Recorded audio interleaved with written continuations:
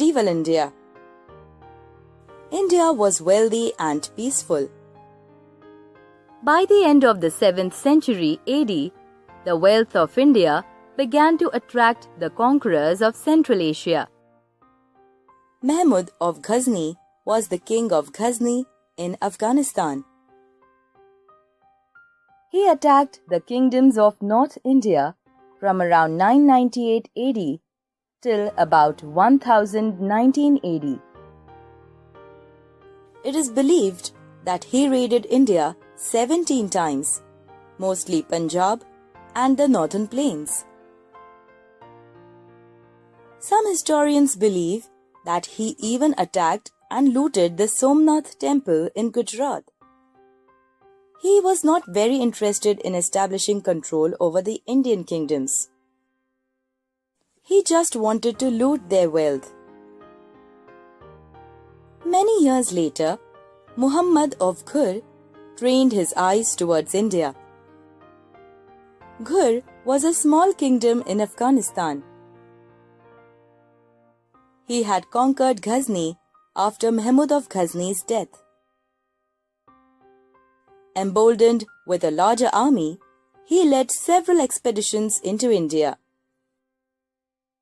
Unlike Mahmud of Ghazni, who only wanted to loot, Muhammad of Ghur wanted to stay back in India.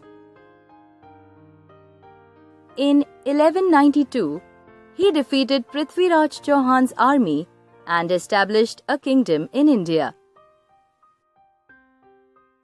This was the beginning of the Delhi Sultanate.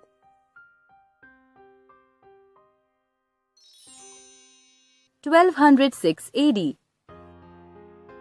In the year 1206, Qutbuddin Aibak became the first Sultan of Delhi after his master Ghur's death.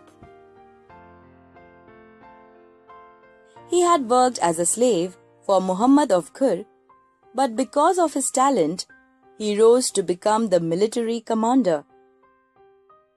He built the Qutub Minar, which is one of the oldest Sultanate buildings in India. 1211 to 1236 AD. After Aibak's death, Iltutmish, a former slave of Aibak, made Delhi as the permanent capital of the Sultanate. He later became Aibak's son-in-law. He fought the Rajput chiefs and expanded the empire. He established a proper system of administration with rules and laws. 1238 to 1240 AD. After Iltutmish's death, his daughter Razia Sultan took over. She was the only woman to rule over the Delhi Sultanate. She was brave and efficient. She called herself Sultan, not Sultana, which was the usual name given to women of her rank. 1266 AD. In the year 1266 AD, Balban became the Sultan and he provided political stability. He was a strong ruler. 1290 to 1320 AD. During this period, the Delhi Sultanate became an imperial power under the Khilji dynasty. 1325 to 1351 AD.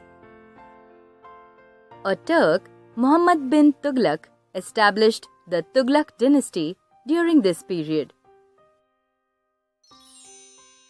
1398 to 1399 AD.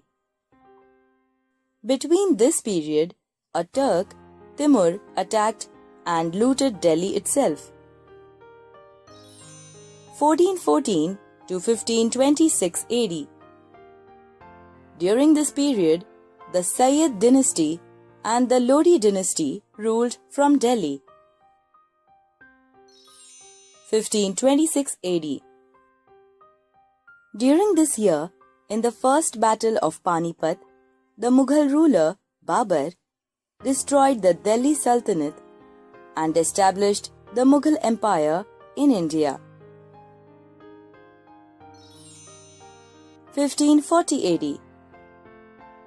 15 years later, in the year 1540 AD, an Afghan ruler, Sher Shah Suri, re-established the Sultanate in Delhi and founded the Sur dynasty. 1555 AD. During this period, Babur's son and successor Humayun defeated the Sur dynasty and the Mughals were back in power in Delhi.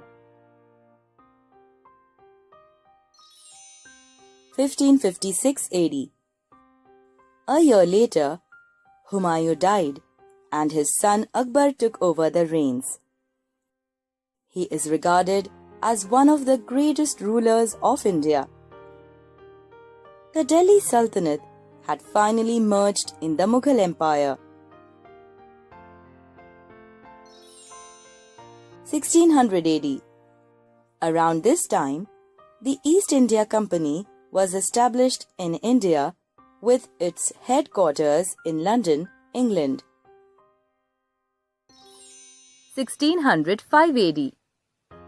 Akbar's son Jahangir took over the empire's reins after his father's death in this year. 1627 AD. Shivaji established the Maratha kingdom in this year. 1628 AD. Jahangir's son Shah Jahan took the reins after his father's death in this year. Shah Jahan was a patron of the arts and the Taj Mahal was built during his reign. 1658 AD. Shah Jahan's son Aurangzeb seized power from his father. He was the last important ruler of the Mughal dynasty. 1707 AD. During this period, Aurangzeb died and the Mughal Empire started to decline. Bahadur Shah Zafar was the last Mughal emperor. The Rajputs, the Marathas, the Sikhs, and the state of Mysore had become very powerful by this time.